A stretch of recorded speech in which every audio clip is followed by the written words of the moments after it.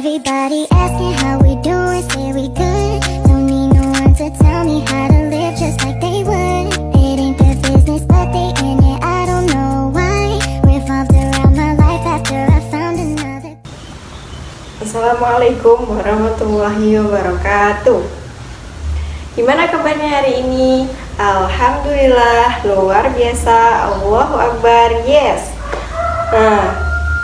Pelajarannya hari ini apa ya?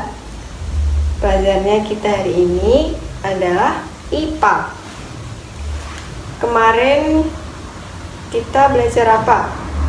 Belajar tentang gaya. Nah, hari ini kita akan belajar tentang perubahan lingkungan fisik dan pengaruhnya terhadap daratan. Siapa yang tadi malam belajar? Gak belajar? Kenapa gak belajar? Oh ya udah, sekarang kita belajar bareng-bareng ya. Sebelum kita belajar, alangkah baiknya kita berdoa terlebih dahulu. Berdoa mulai. Bismillahirrahmanirrahim. Amin. Semoga apa yang kita pelajari hari ini bisa bermanfaat bagi kita semua. Nah, sekarang kita akan belajar tentang perubahan lingkungan fisik. Jadi, lingkungan fisik itu dapat berubah-ubah. Kita harus tahu dulu apa itu lingkungan fisik. Lingkungan fisik itu adalah segala sesuatu yang ada di sekitar manusia yang tidak bernyawa. Jadi, benda mati yang ada di sekitar manusia.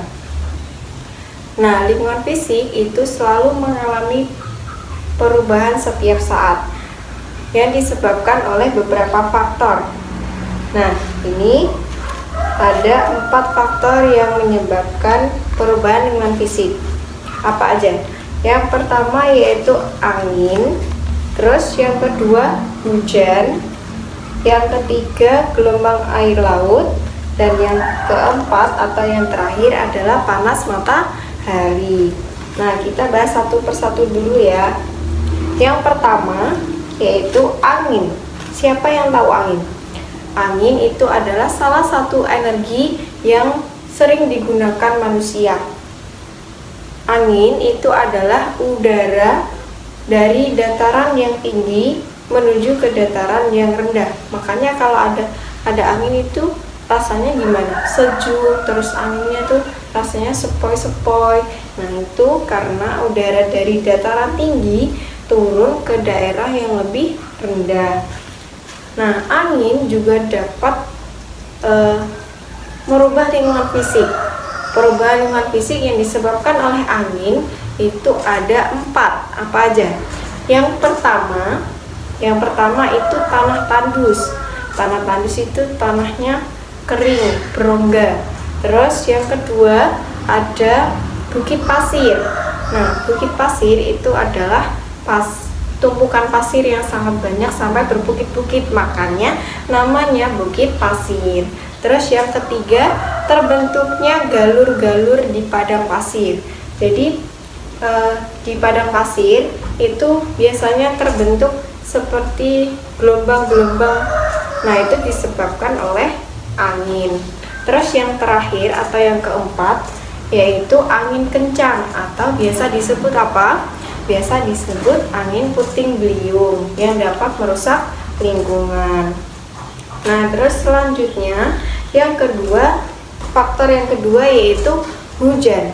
Hujan itu adalah proses turunnya air dari atmosfer.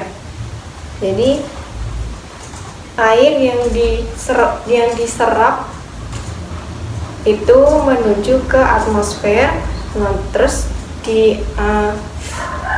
ada proses kondensasi, nanti terbentuknya awan cumulonimbus atau yang biasa disebut dengan mendung, lalu turunlah hujan.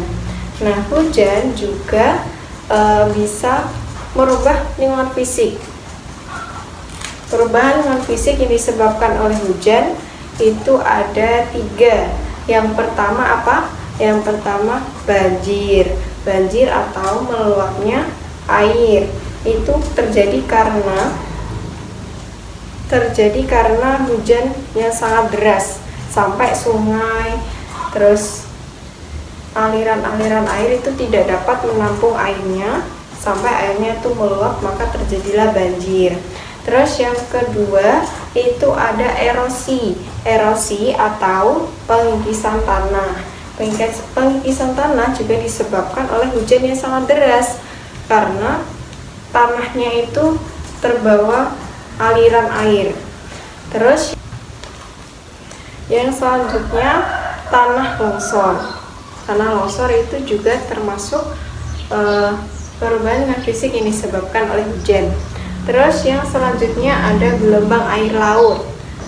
Gelombang air laut adalah gelombang yang dihasilkan oleh dorongan energi angin. Gelombang air laut juga dapat merubah lingkungan fisik. Nah, perubahan lingkungan fisik yang disebabkan oleh gelombang air laut apa aja ya? Ada 3. Yang pertama, membuat gua. Terus yang kedua, adanya pantai cekung. Pantai cekung adalah pantai yang daratannya itu melengkung ke dalam atau membentuk lengkungan, makanya disebut pantai cekung. Terus yang ketiga itu tsunami. Tsunami itu juga gelombang air laut yang sangat besar yang biasanya disebabkan oleh gangguan dari dalam laut. Contohnya seperti adanya gempa bumi, terus letusan gunung, dan juga longsor dari bawah laut. Nah, faktor yang terakhir yaitu panas matahari. Nah, panas matahari juga dapat merubah lingkungan fisik. Perubahan lingkungan fisik yang disebabkan oleh panas matahari itu ada 2. Yang pertama, kebakaran hutan. Terus yang kedua yaitu mencairnya es di kutub. Jadi es yang ada di kutub selatan dan juga kutub utara itu mencair karena panas matahari. Nah, sampai sini sudah paham faktor-faktor yang menyebabkan perubahan lingkungan fisik. Nah, untuk supaya lebih ingat lagi, ini ada sebuah game. Nah, ini apa namanya? Ini permainan fortune number. Biasanya kan fortune cookies ya. Fortune itu kan artinya keberuntungan. Nah, ini fortune number berarti angka keberuntungan. Nah, di balik angka-angka ini sudah tersedia soal yang sesuai dengan materi kita hari ini. Kita coba nomor berapa ya? Nomor 3 misalnya. Kita buka, kita baca soalnya. Pengaruh panas matahari terhadap lingkungan yaitu apa? Kebakaran hutan, terus mencairnya es di kutub, terus yang selanjutnya nomor 7. Kita buka soalnya. Perubahan lingkungan fisik yang disebabkan oleh hujan. Contohnya apa?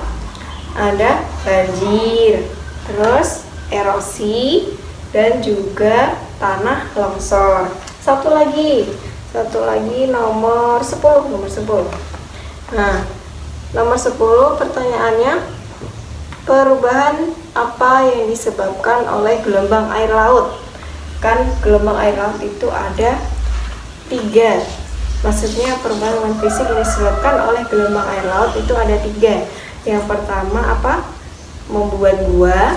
Terus yang kedua pembentukan pantai cekung, dan yang ketiga tsunami. Nah, cukup pembelajaran hari ini. Semoga bermanfaat dan bisa berguna bagi kita semua.